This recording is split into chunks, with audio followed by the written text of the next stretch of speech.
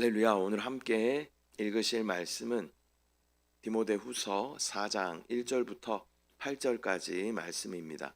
디모데후서 4장 1절부터 8절까지 말씀을 다 같이 합독하겠습니다. 4장.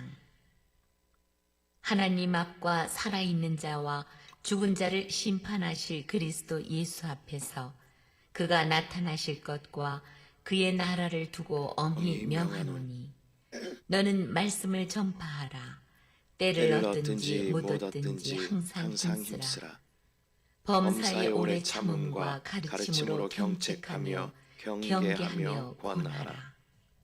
때가 이르리니 사람이 바른 교훈을 받지 아니하며 귀가 가려워서 자기의 사욕을 따를 스승을 많이 두고 또 그 귀를 진리에서 돌이켜 허탄한 이야기를 따르리라. 그러나 너는 모든 일에 신중하여 고난을 받으며 전도자의 일을 하며 내 직무를 다하라. 전제와 같이 내가 벌써 부어지고 나의 떠날 시각이 가까웠도다. 나는 선한 싸움을 싸우고 나의 달려갈 길을 마치고 믿음을 지켰으니 이제 후로는 나를 위하여 의의 면류관이 예비되었으므로 주 곧 의로우신 재판장이 그날에 내게 주실 것이며 내게만 아니라 주의 나타나심을 사모하는 모든 자에게도니라. 아멘. 할렐루야. 오늘은 디모데후서 4장 1절부터 8절까지 말씀을 우리가 함께 읽었습니다. 이 디모데후서 4장 말씀은 사도 바울이 남긴 마지막 유언과 같은 그러한 말씀입니다. 그는 자신의 죽음이 가까웠음을 알고 있었지만 두려움이나 후회보다는 이 사명을 어떻게 끝까지 잘 마무리할 것인가를 더 중요하게 붙들고 있는 이 사도의 모습을 우리는 볼 수 있습니다. 특별히 오늘의 본문인 1절부터 8절까지의 말씀은 말씀을 맡은 사람의 책임이 무엇이며 또 고난 속에서도 변하지 않는 충성, 그리고 마지막에 주어지는 영원한 소망, 또 주님께서 우리 가운데 주실 면류관을 바라보는 그러한 모습을 우리 가운데 보여줍니다. 이것은 한 사람의 사역자에게만 주어진 권면이 아니라 하나님 앞에서 살아가는 모든 성도들에게 동일하게 주어지는 중요한 부르심이며 가르침인 줄 믿습니다. 우리의 삶도 결국 하나님 앞에서 평가받는다라는 이 사실을 우리가 기억한다면 오늘을 살아가는 우리의 태도는 어쩌면 완전히 달라질 수 있게 되는 줄 믿습니다. 먼저 1절 말씀, 하나님 앞과 살아있는 자와 죽은 자를 심판하실 그리스도 예수 앞에서 그가 나타나실 것과 그의 나라를 두고 엄히 명하노니.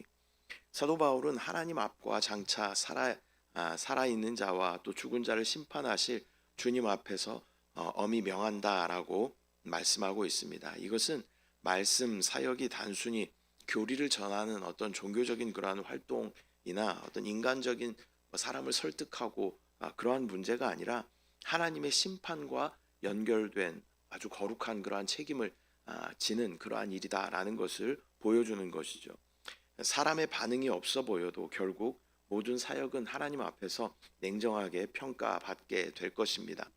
그러므로 말씀을 맡은 사람은 사람들의 반응이나 또 모임의 분위기나 어떤 결과보다 하나님의 시선을 더욱더 의식해야 하는 줄 믿습니다. 말씀을 전하는 자는 사람을 기쁘게 하는 말씀이 아니라 하나님께서 맡기신 말씀을 전해야만 하나님께서 세우신 그러한 청지기의 사명을 잘 감당하는 것인 줄 믿습니다. 2절, 너는 말씀을 전파하라. 때를 얻든지 못 얻든지 항상 힘쓰라. 범사의 오래 참음과 가르침으로 경책하며 경계하며 권하라.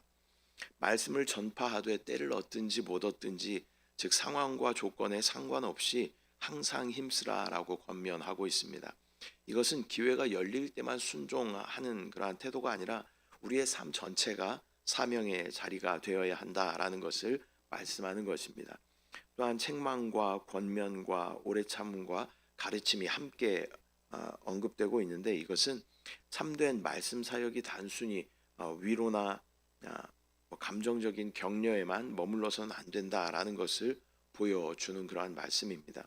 물론 위로가 많이 필요한 그러한 시대인 것은 틀림없습니다. 그러나 하나님의 말씀은 위로만 하지는 않으십니다. 때로는 아픈 지적이 필요하기도 하고 또 때로는 긴 기다림이 필요하기도 한 것입니다. 말씀은 사람을 기쁘게 하기 위한 그러한 도구가 아니라 사람을 변화시키는 그러한 능력의 도구가 되어야 할 줄 믿습니다. 3절 때가 이르리니 사람이 바른 교훈을 받지 아니하며 귀가 가려워서 자기의 사욕을 따를 스승을 많이 두고 사람들이 바른 가르침을 견디지 못하는 그러한 때가 온다라고 말씀합니다. 이것은 시대가 변할수록 진리를 거부하는 그러한 성향이 더욱 강해질 수 있다라는 것을 보여주는 그러한 말씀입니다. 인간의 본성은 스스로를 부정하라라는 그러한 말씀보다는 자신의 편을 들어주고 또한 정당화해주는 그러한 말을 더 좋아하게 되는 것이죠. 그래서 진리는 점점 불편한 소리가 되는 것이고 듣기 좋은 말이 그 자리를 대신하게 되는 것입니다. 이것은 단순한 어떤 기호나 취향의 문제가 아니라 영적인 상태의 심각한 그러한 문제에 대해서 말씀하는 것입니다. 4절 또 그 귀를 진리에서 돌이켜 허탄한 이야기를 따르리라. 사도 바울은 때가 이르면 진리에서 귀를 돌이켜 허탄한 이야기로 향하게 된다라고 말씀합니다. 이것은 마음이 진리를 떠날 때 반드시 우리의 마음에는 무엇인가를 채워야 하는데 마음이 진리를 떠날 때는 다른 무엇인가 붙잡히게 되는데 그것이 진리를 떠났기 때문에 그것은 거짓이 그 마음 가운데 채워지게 되는 것입니다. 인간은 아무것도 믿지 않고 살 수 없는 그러한 존재입니다. 유일한 진리를 버리게 되면 결국 거짓을 붙잡을 수밖에 없게 됩니다. 그렇기 때문에 신앙의 싸움은 단순한 어떤 지식의 그러한 문제가 아니라 마음의 방향에 대한 그러한 문제입니다. 내가 진리를 선택할 것인가 아니면 진리를 떠나서 내가 거짓을 선택할 것인가. 인류의 첫사람 아담과 하와부터 우리 앞에는 계속 이러한 선택의 문제가 주어집니다. 진리를 선택할 것인가 거짓을 선택할 것인가 생명을 선택할 것인가 죄와 사망을 선택할 것인가 계속 우리 가운데 놓여있는 이 선택 가운데 우리는 하나님께서 원하시는 하나님이 기뻐하시는 것을 선택해야 할 줄 믿습니다. 5절 말씀 그러나 너는 모든 일에 신중하여 고난을 받으며 전도자의 일을 하며 내 직무를 다하라. 디모데에게는 모든 일에 신중하고 또 고난을 견디며 복음을 전하는 일을 하라라고 권면하고 있습니다. 이것은 사역자의 삶이 어떠한 감정이나 환경에 흔들리는 그러한 삶이 아니라 끝까지 책임을 감당하는 그러한 삶이 되어야 한다라는 것을 보여주는 말씀입니다. 특별히 고난을 견디라라는 말은 고난이 예외적인 상황이 아니라 사역 가운데 사역의 과정 가운데 포함되어져 있는 현실이다라는 것을 의미하는 것이죠. 충성은 편안할 때가 아니라 어려울 때 분명하게 나타나는 것입니다. 또한 우리가 사역을 하나님께서 우리 가운데 맡겨주신 사역 또 사명을 감당하며 나아갈 때 우리 가운데는 반드시 고난이 있게 되는 것입니다. 그것을 지혜롭게 또 오래 참음과 또 진리를 붙잡음으로 견디는 것이 우리 가운데 필요한 줄 믿습니다. 6절 전제와 같이 내가 벌써 부어지고 나의 떠날 시각이 가까웠도다. 사도 바울은 자신의 삶이 하나님께 드려지는 제물처럼 마지막에 이르렀음을 고백하고 있습니다. 본문에서 나오는 전제라는 것은 제단의 제물을 불사르기 직전에 포도주나 독주를 그 위에 붓는 그러한 제사의 형태입니다. 전제는 단독으로 드려지지 않고 다른 제사와 함께 드려졌습니다. 순교할 것을 미리 알고 있었던 사도 바울은 자신이 제물이 될 것을 예견하며 또 죽음이 가까이 왔음을 전제로 표현하고 있는 것입니다. 그러나 사도 바울은 이 죽음을 패배나 또 하나님과의 단절로 보지 않고 하나님께 나아가는 그러한 완성의 순간으로 바라보는 그러한 믿음을 우리 가운데 보여주고 있습니다. 평생을 하나님께 드린 사람에게 죽음이라는 것은 두려움이 아니라 주님을 만나는 문이 열리는 귀한 시간이 되는 것입니다. 저와 여러분의 신앙도 죽음을 두려워하는 그러한 신앙이 아니라 주님을 만나는 그러한 영광의 시간을 기다리며 소망하는 그러한 신앙이 되어야 할 줄 믿습니다. 7절 나는 선한 싸움을 싸우고 나의 달려갈 길을 마치고 믿음을 지켰으니. 사도 바울은 선한 싸움을 싸우고 달려갈 길을 마치고 믿음을 지켰다라고 고백하고 있습니다. 여기에 세 가지 중요한 신앙의 중심 기준이 담겨져 있는 것이죠. 먼저 첫 번째는 신앙은 싸움인 것입니다. 그러나 사람과의 싸움이 아니라 영적인 믿음을 지키는 영적인 싸움인 것이죠. 두 번째로 신앙은 달려가는 과정이다라고 말씀하고 있습니다. 어떤 순간의 열심이 아니라 끝까지 이어지는 지속성이 더 중요함을 말씀하는 것입니다. 신앙을 표현할 때 단거리 달리기로 표현하는 것이 아니라 마라톤으로 비유하는 그러한 이유가 여기에 있는 것이죠. 오래 지속적으로 달려가는 그러한 모습이 우리 가운데 필요한 줄 믿습니다. 또한 세 번째로 가장 중요한 것은 믿음을 지키는 것이다 라는 것을 말씀하고 있습니다. 이것이 신앙의 최종 승리인 것이죠. 세상이 말하는 성공이 아니라 믿음을 끝까지 지키는 것이 하나님 보시기에 가장 큰 가치가 되고 하나님 보시기에 가장 칭찬할 일이 되는 줄 믿습니다. 사람들이 인정하는 성공이 아니라 우리는 하나님께서 인정하시는 그러한 끝까지 믿음을 지키는 그러한 모습이 우리 가운데 있어야 할 줄 믿습니다.